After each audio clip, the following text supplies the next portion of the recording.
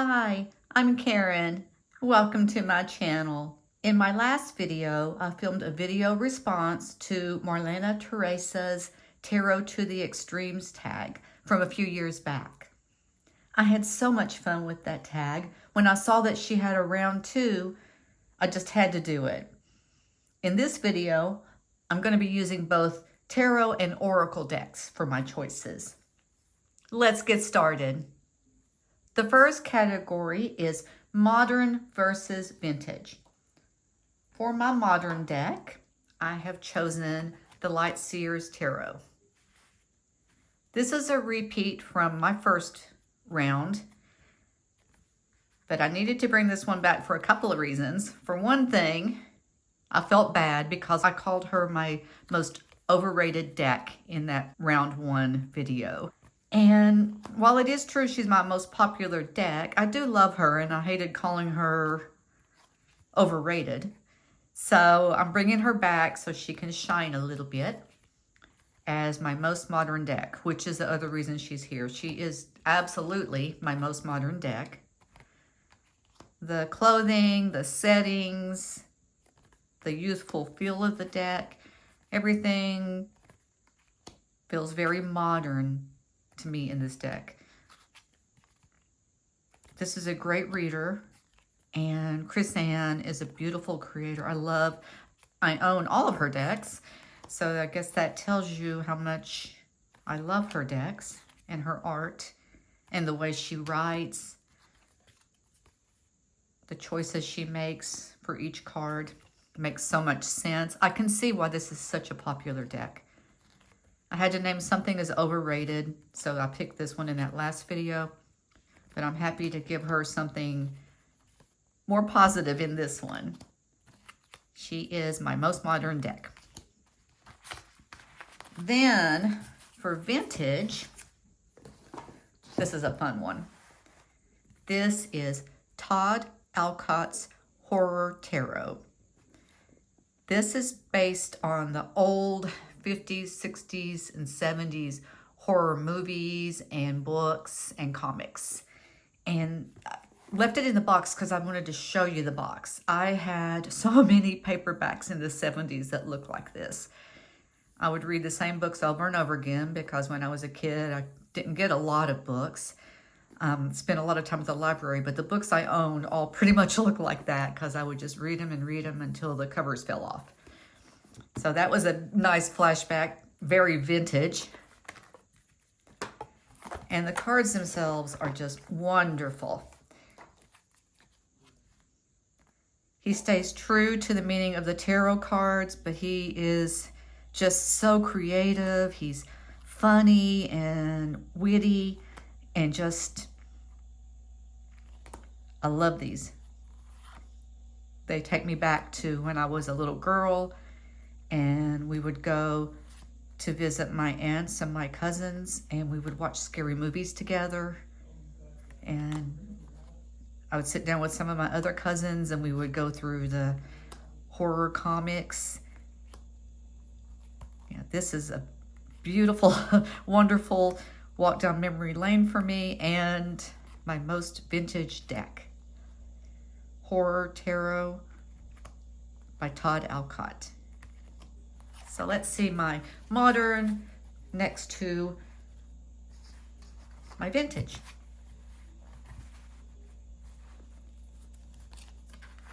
Oops, there we go. Turn these over so I don't get confused here. That's a pretty good example right there of the difference.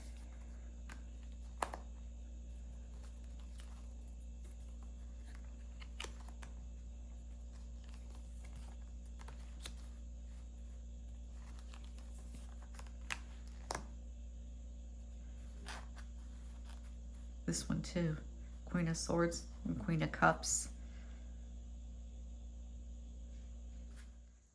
The next category is new moon versus full moon.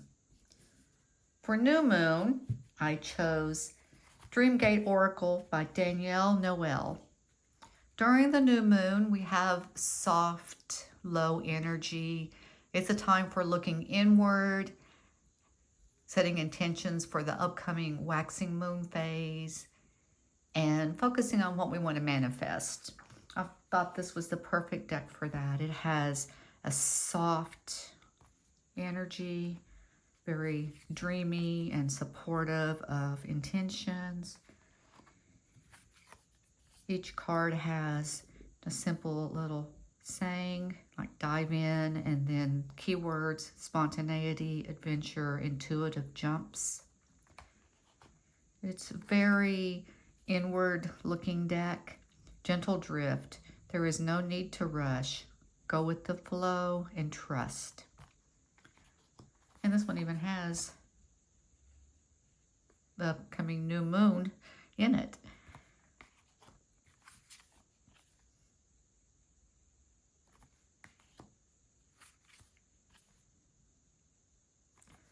The book is also great for new moon energy with this deck. Each card has 2 affirmations at the beginning of the description, and then at the end it has some questions you can ask that will help you set your intentions for the upcoming moon phase. I think that's a wonderful deck for new moon energy. Then for the full moon, we have the high energy culmination of what we had set out to manifest in the previous new moon. This is a very active time, a time for checking to see how we've done with our manifestations and thinking about what we need to release over the upcoming waning phase. This high energy, emotional, dramatic time of the full moon, I think calls for a high energy deck. And this is one of those. This is the Affirmators deck. This is actually my first tarot deck that I ever got. I had 2 Oracle decks that I bought in January of 2023. And that was only 2 decks I had for all of 2023. I used both of those throughout the year. Then finally, in January of 2024, I got my nerve up to try a tarot deck. And this is the one I chose to dip my toes in the waters with. And it was a perfect choice. It's a fun deck, but it reads accurately. It's very clear on the messages. The book is light but accurate for reading and support. It's helped me learn the cards, and it helped me to get the confidence to buy some more decks in a few months after I got this one. It's really fun. And the book is good in this one too, because there is, as the name would say, an affirmation at the end of each description. So you can use that during the full moon phases for looking at what you need to work on for the upcoming waning phase. So I've got full moon and new moon. Let's look at them side by side. And you can absolutely see the different energies, new moon, full moon. No doubt which one I chose for which. If you hadn't heard, if you came in partway through this and I asked you which one's new moon and which one's full moon, I think anybody could tell. So I was happy with these choices.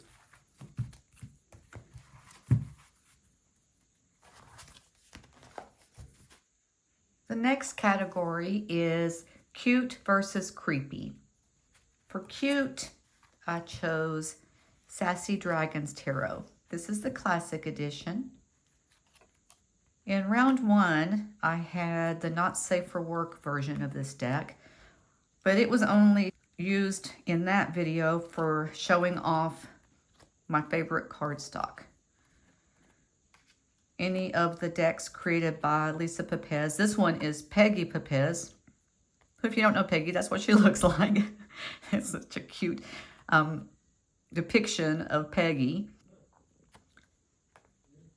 Any of their decks have this same cardstock, but this one is so cute. All of the horses are stick horses.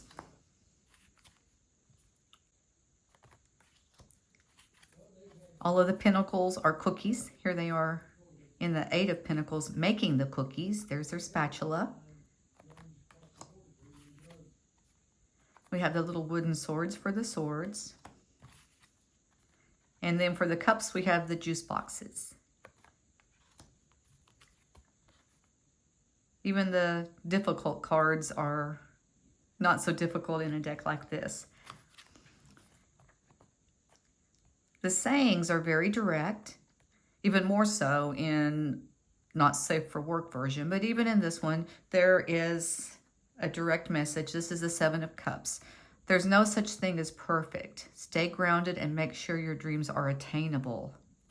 So it tells you like it is, but not in a harsh way. Little stuffed animals in the death card kind of soften that card. Oh, that's so sad. But this is my choice for cute deck. Sassy Dragons by Peggy Papez and Lisa Papez. Then for creepy, had a little bit of struggle with that one because I don't like creepy decks, and I really wouldn't call any of my decks creepy. I don't have Deviant Moon, I don't have Shadowlands, I don't have any decks like that. But I thought about it, and probably the creepiest deck I have is the original Rider-Waite-Smith deck. I just do not like the artwork, which does not rise to the level of creepy unless you think about the faces, and then I think the faces in this deck are so creepy. That's one of my problems with it. Everyone looks either vacant, like they're the Walking Dead, like this one, or they look crazed, like that one. I just really think the faces are creepy. I know this is Pixie's artwork, and this is the original tarot by DeBry. I appreciate all of the symbolism and depth that are in these original cards, but still creepy.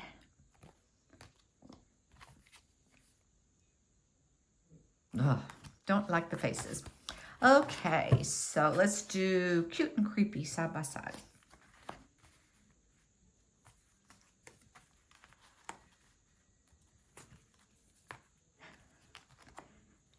Definitely very, very different. I would say that these are polar opposites, in my opinion.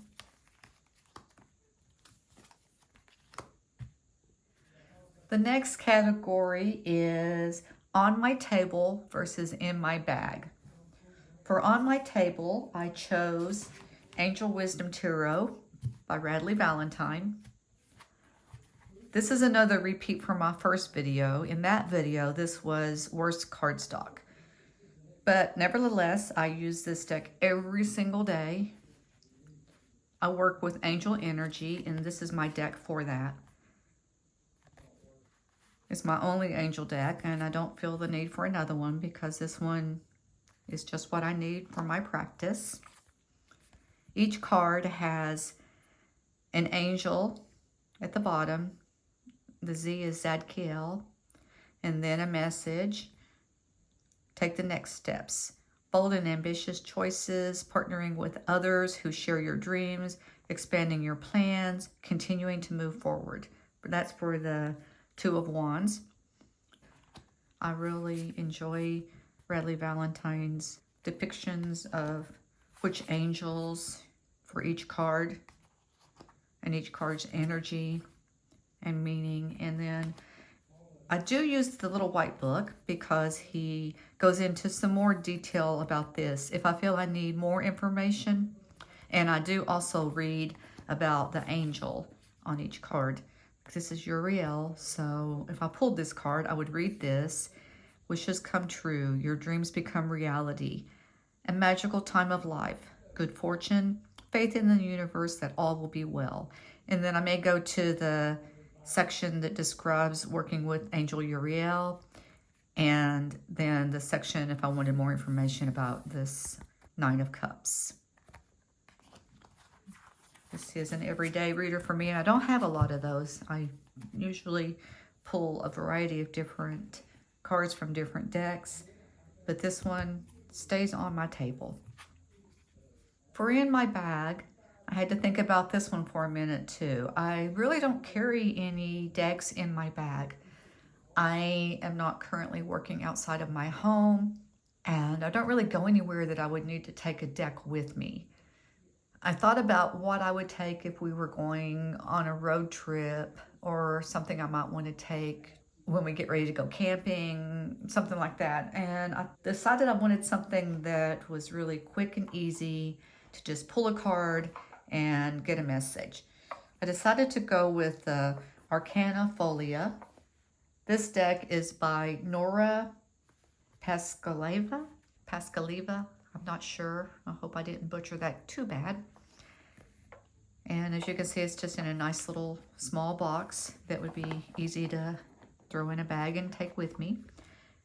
It's a beautiful deck. I love this deck. It is a round deck. I know a lot of people don't like those, but I want to show you this. I have really small hands. I wear a size 4 ring, if that tells you anything. And I have no trouble getting my hands around this. For comparison, this is the Angel Wisdom Tarot, and the reason I chose this as my worst card stock is because I can't even get my hand around the deck. It is so thick, and it's much bigger than a regular tarot card. So if you don't like round decks, but you like the art and the messages on this one, you still might want to give it a chance. I don't riffle shuffle it. It's a little bit slippery, and the round shape does make that hard, but it's so easy just to shuffle, mix up, and it's beautiful. Each card has such a pretty image on it, and then it has a keyword. This one's detour, and then a message, change course. So if I was out somewhere, I read that, that'd be very clear, direct. I wouldn't have to wonder what the card meant and look up in the guidebook. I could if I wanted, but I wouldn't have to. Healthy choices, choose wisely. Isn't this just beautiful? I love this deck. Home, appreciate comfort and sense of belonging. Okay, Karen, this is not a walkthrough of this deck. It just makes me feel so happy, though. I love this deck. I love a deck that just gives you that little feeling of peace and calm in your chest as soon as you look at the cards. This one does that for me. But I also think it'd be a great deck to take with me if I was going to take a deck in my bag. So that's my choice for in my bag. Okay, let's compare side by side. Angel Wisdom, this is my on my table, and Arcana Folia, this is my in my bag. You can see the size difference there for sure.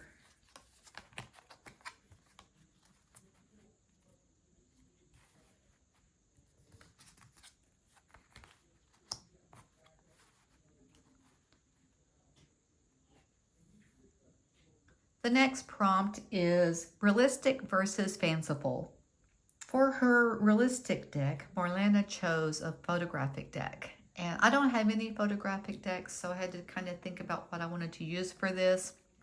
Most of my people-y decks have at least a few fanciful cards in them. So I decided to go with one of my animal decks. This one is very simple and basic in its artwork, and the animals look pretty realistic, and there's nothing fanciful added to the animals, so I thought it was a good choice for this one. This is the Familiar Field Oracle by Hannah Elizabeth Fofana. And these are drawings or, paintings of the animals. Very simple, clean lines, minimal, but I like that, and I think that gives it a realistic feel. I like the spaciousness of this deck. There's no clutter at all. It's just the animal. There's the name of the animal, the hare, and then some keywords: spontaneity, anxiety, fear. Or for the spider, creativity, manifestation, details. It's perfect for the spider on his web. The raccoon, ingenuity, disguise, resourcefulness. I think this is a wonderful deck, and I think that the imagery is realistic enough that I can use it for this category. And it has a sloth. Who doesn't love a deck with a sloth? I know I do. Okay, and then for fanciful, I have the Tree Keeper's Oracle. This is written by Angie Sullins, and the artwork is by Stephanie Law. And of course, because it is artwork by Stephanie Law, she always has beautifully fanciful artwork. This is no exception. I wanted to read this little part here because trees have a very special place in my heart. And when I read this, I knew this was going to be a deck for me before I even looked at it. As legend and druids can tell you, there are places on the planet where the veil between worlds is thin and the trees are guardians of these sacred spaces. I feel that way about trees. And this deck gives me that feeling. Each card has a tree keeper and then a title for that tree keeper.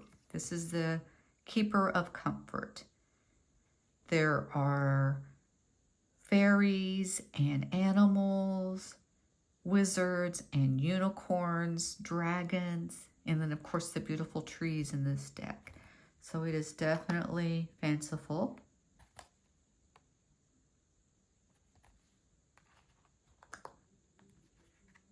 I love this deck. I could get lost in this one, and I often do.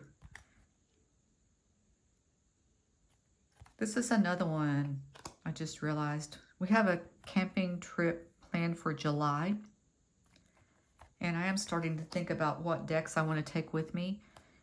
And the Arcana Folia looks like it's going to make the list, and now I'm looking at this one. I need to take this out into the forest and pull some cards with it.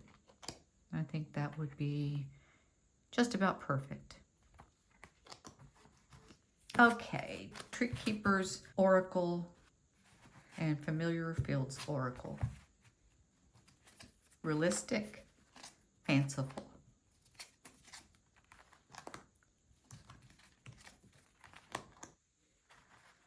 Very happy with these choices.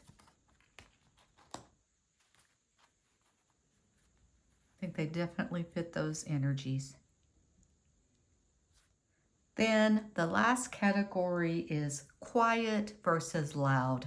For quiet, I chose Sacred Destiny Oracle by Denise Linn. This is the first deck of any kind that I bought. This is the one I bought in mid-January 2023. Then I bought another one about 2 weeks later. And those were the two decks that I used exclusively in 2023. The other deck was Shaman's Dream Oracle by Colette Baron Reed, and it has a very different energy than this one. So that was perfect for me to use as I was just getting into using any kind of divination card. This one does have such a soft energy. If you hear my refrigerator kicking off and on over there, sorry. I do the best I can to not have noise in the background, but we're living our lives, right? And the refrigerator has to run. So this deck is soft and quiet, supportive energy. I don't feel like I need to use the guidebook for this because the one keyword and the image are all I need. I did use the guidebook on occasion because I love the way Denise Linn writes and the way she describes things. This is one of my favorite cards. I have a feather collection. We have a lot of birds in our backyard. I have bird feeders. I have what I call my little bird feeders for the doves and the wrens and the finches. Then I have 5 hummingbird feeders, and we have a raven feeder. So between all of those, I get some feathers here and there. I try to leave them on the ground because I've found that they come back and gather their feathers sometimes to help build their nests. I don't know if that's true or not, but I started leaving the feathers after I heard that. But I do have a collection from before that, and I do use them in my practice. Every card in here has such a special meaning to me now, since I did spend so long working with that. Sometimes I wish I had kept a more minimal collection. I don't have that many decks still. I think between Oracle and Tarot altogether, I have maybe total 30 decks. It sounds about right. So that's why you may see some repeats on some of my videos, but I'll try to talk about different things on each one. But this one has a real special place for me, since I spent so much time with it. Sacred Destiny Oracle by Denise Linn for my quiet category. Then for loud, Marlena said she didn't mean loud as in the deck shouts at you. She meant loud as in a party. So I knew right away what deck I was going to pick for that. This is Tarot of Curious Creatures by Chris-Anne. And this deck is a party in a deck. It is so fun, quirky, silly, but surprisingly, it reads beautifully. The book is true to the theme of the cards and the nature of the cards, but still in that beautiful way that Chris-Anne has of explaining a reading, a meaning of a card. I just love this deck. It's feisty. It makes no excuses for itself. It just is.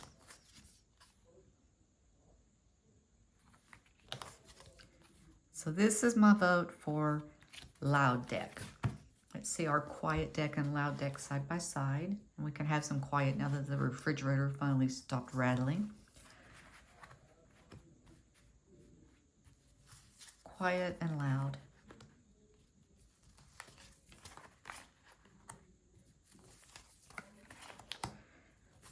Okay. Those are all my choices for round 2 of Tarot to the Extreme. I hope you enjoyed this video. I know I had a lot of fun making this one and round 1. If you have a YouTube channel, I highly recommend going back and doing this tag yourself. It is really fun to go through your collection and pick them out. It is an old tag, but I'd love to see it come back and make the rounds again.